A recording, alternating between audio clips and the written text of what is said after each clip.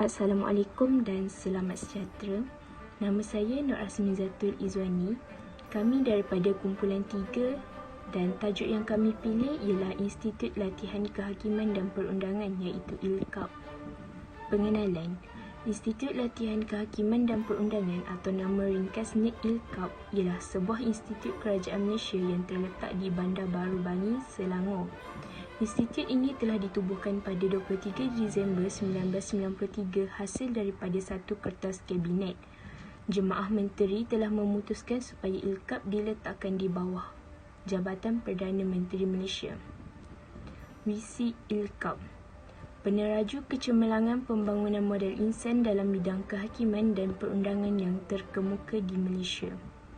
Misi ILKAP: meningkatkan pengetahuan, kompetensi dan profesionalisme pegawai kehakiman dan perundangan serta pegawai penguatkuasa undang-undang dengan menyediakan latihan yang relevan, berkualiti dan berkesan.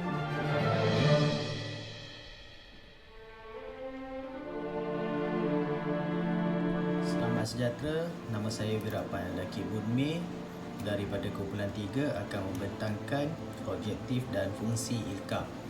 Objektif utama ILKAP ialah meningkatkan pengetahuan, kepakaran dan kualiti perkhidmatan awam, badan berkanun dan pihak berkuasa tempatan yang terlibat dalam bidang kehakiman dan perundangan dan penguatkuasaan undang-undang bagi mewujudkan perkhidmatan yang adil, cekap dan berkesan melalui latihan yang sistematik dan terancang. Fungsi ILKAP ialah merancang dan mengenali program latihan, kolokium, seminar dan bengkel dalam bidang kehakiman dan perundangan. Seterusnya, menjalankan kajian yang berkaitan dengan keperluan latihan dan analisa impak kepada organisasi dan pegawai perkhidmatan awam, badan berkanun dan pihak berkuasa tempatan yang terlibat di dalam bidang kehakiman, perundangan dan penguatkuasaan undang-undang. Akhir sekali, menjalankan kajian dan penerbitan berkaitan dengan perkembangan bidang kehakiman dan perundangan semasa.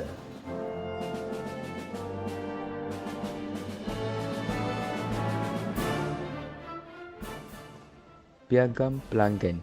Kami adalah komited untuk menyediakan program latihan yang berkualiti selaras dengan hala tuju ke arah peningkatan kecekapan, kecemerlangan dan profesionalisme pegawai-pegawai kehakiman dan perundangan serta pegawai-pegawai perkhidmatan awam, badan berkanun dan pihak berkuasa tempatan yang terlibat dengan penguatkuasaan undang-undang. Kami berjanji akan merancang dan melaksanakan projek latihan yang berkualiti mengikut kurikulum yang ditetapkan, menjalankan tidak kurang dari 90% kursus yang dirancang setiap tahun, menyampaikan maklumat berkaitan dengan jadual program latihan tidak lewat dari sebulan sebelum latihan dilaksanakan, menyediakan tenaga pengajar yang berpengetahuan dan berkemahiran dalam bidang kursus yang akan dijalankan, menyediakan bahan rujukan yang komprehensif dan terkini, memastikan prasarana latihan dan semua keperluan peralatan latihan berfungsi dengan baik dan siap untuk digunakan sebelum kursus bermula dan pada setiap masa kursus berjalan, menyediakan persekitaran pembelajaran yang sesuai, selesa dan kondusif, memastikan tuntutan segala pembayaran dilaksanakan dalam tempoh 14 hari, memastikan bahawa semua penyertaan dan aduan diberi maklum balas dalam tempoh 48 jam.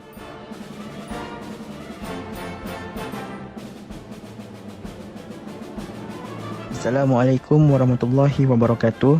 Nama saya Nuaim Hadri. Saya akan menerangkan tentang perkhidmatan bahagian latihan. Objektif bahagian latihan ialah merancang dan mengendalikan kursus yang bersesuaian dengan perkembangan semasa undang-undang. Ia juga bagi mematuhi keperluan dan kehendak jabatan dan agensi kerajaan dalam usaha mempertingkatkan mutu kemahiran dan profesionalisme perkhidmatan awam.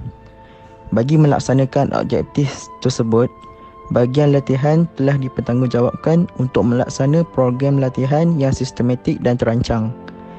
Aktiviti utama bahagian ini ialah menganjur dan melaksanakan kursus bagi memberi latihan khususnya kepada pegawai dan kaki tangan kehakiman dan perundangan serta pegawai dan kaki tangan awam yang terlibat dalam pentadbiran dan penguatkuasaan undang-undang.